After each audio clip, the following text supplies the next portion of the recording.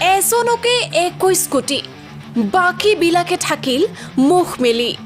টংলাত super flop JJMৰ কাহিনী কোটি টকীয়া কেলেংকাৰীয়ে জুকাৰিছে টংলা জনস্বাস্থ্য কাৰিকৰী সংমণ্ডলত এয়া চলিছে কি কমিছনৰ বিনিময়ত এজন ঠিকাদাৰক প্ৰায় 21 কোটি টকা মোকলাই দিয়াৰ অভিযোগ জনস্বাস্থ্য কাৰিকৰী বিভাগৰ টংলা সংমণ্ডলৰ 5 শতাধিক ঠিকাদাৰক ভাতে মাৰি এজন ঠিকাদাৰকে সমস্ত ধন মোকলাই দিয়াৰ অভিযোগত এতিয়া উত্তাল টংলা জনস্বাস্থ্য কাৰিকৰী সংমণ্ডল মুখ্যমন্ত্ৰী বাৰম্বাৰ সকিয়নিৰ পাছতো যেন ৰাজ্যৰ চৰকাৰী বিভাগসমূহত শেষ হোৱা নাই কমিছনৰ অংক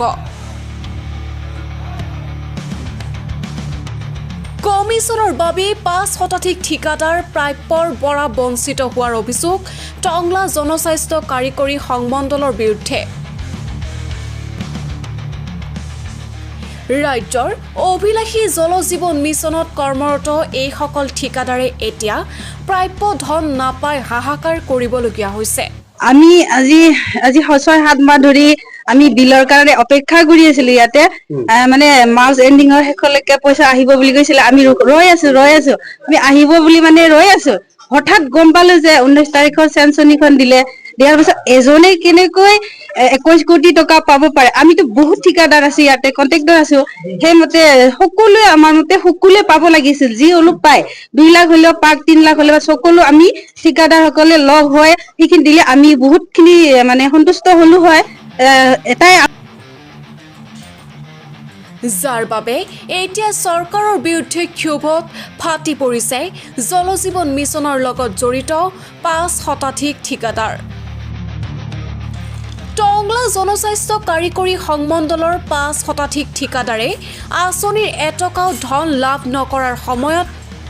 ৰহস্যজনকভাৱে এজন ঠিকাদাৰে মোকলাই নিয়ে জল জীৱনৰ 20 কোটি 77 লাখ টকা এই ঘটনাত ৰহস্যৰ গোন্ধ পাইছে স্থানীয় ঠিকাদাৰসকলে বিভাগত চলি থকা এই ভয়ংকৰ অনিয়মৰ বিৰুদ্ধে আজি ঠিকাদাৰসকলে জবাবদিহি কৰে টংলা জনস্বাস্থ্য কাৰিকৰী সংমণ্ডলৰ কাৰ্যবাহী অভিযন্তাৰ লগতে মুখ্য গাণনিকক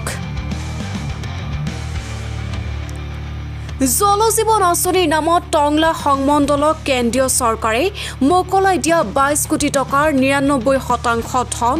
এজন ঠিকাদাৰৰ নামত বিভাগে কিদৰে মুকলি কৰি দিয়ে তাক লৈ ৰহস্যৰ সৃষ্টি হৈছে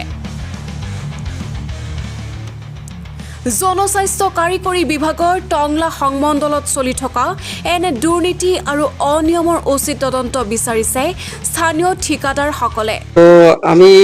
বহুত আশাৰে ৰখি আছিলো যে পেমেন্ট এটা পাম বুলি ইফালে আপোনাৰ ধৰক সবৰে ঈদ আহি আছে পৰব বিলাক বিহু আহি আছে সবকে টকা পইচা দৰকাৰ সবে ইমান কষ্ট কৰি কাম কৰিছে কাৰবাৰ ধাৰ কৰিছে কাইবা সুদত লৈছে এনেকুৱা ধৰণৰ বহুত কথা থাকে কাইবা বেংকৰ লোন লৈছে এনেকুৱা ধৰণৰ কিছু পইচা আমাক সেন্ট্ৰেল গভৰ্ণমেন্টে পইচাটো দিলে আপোনাৰ 21 কোটি 12 লাখ টকা তো 21 কোটি 12 লাখ টকা দিয়াৰ পিছত সেইখিনি টকা এটা অৰ্ডাৰ ওলাইছে যে আপোনাৰ প্ৰথমতে যে এজ এ হোল হিচাপে পইচাটো দিব লাগে সেকেন্ড সংসদীয় এটা অৰ্ডাৰ ওলাইছে আকৌ যে আপোনাৰ MBWSS কিবা মডেল ভিলেজৰ নামত টকাটো দিব লাগে বুলি তো 20 কোটি কিমান টকা তো বাকি কি আমি কি পইচা ইনভেস্ট কৰিছো আমি কি পইচা পাব নালাগে নেকি তো আমি মুখ্যমন্ত্ৰীক এটাই দাবী কৰো যে এইটো বিষয়ে ভাল এটা তদন্ত হ'ব লাগে যে কাৰ কাৰণে এই টকাটো এনেকুৱা ধৰণে বেলেগে এজন মানুহে লৈ গ'ল আমাৰ কি news desk report Kalaigaon live